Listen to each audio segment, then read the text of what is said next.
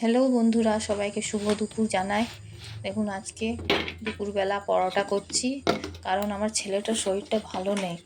জ্বর এসছে, কাশিও হচ্ছে, আর খুব ঠান্ডা লেগে গেছে, প্রচুর সর্দি হয়ে গেছে। এমনিতেও ওর ভাত খেতে ভালো লাগে না, বেশি রুটিটাই খেতে পছন্দ করে। তো আজকে তো আরোই ভালো লাগবে না, তো পরোটা করে দিলাম আর গরম গরম অমলেট করে দিচ্ছি। আমি নিজের অমলেটটা পরে ভাজবো, আগে ওকে দিয়ে দিই গরম গরম করে।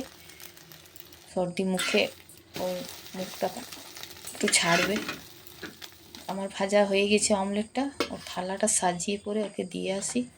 এবং পরোটাটাও গরম আছে আর অমলেটটাও গরম আছে, আর এদিকে আমি লাল লাল করে ঝাল ঝাল করে আলুর দম করে দিয়েছি। ও বলেছিল সকালে আমাকে আলুর দম করে দেবে, তো আমি করে দিলাম। আর আমার জন্য ভাত করেছি, শুধু ওর জন্য পরোটাটা করলাম। দেখুন, ওর থালা সাজানোটা হয়ে গেল, দিয়ে দিই এই সময়, তারপরে আমি খাবো। টাটা বন্ধুরা।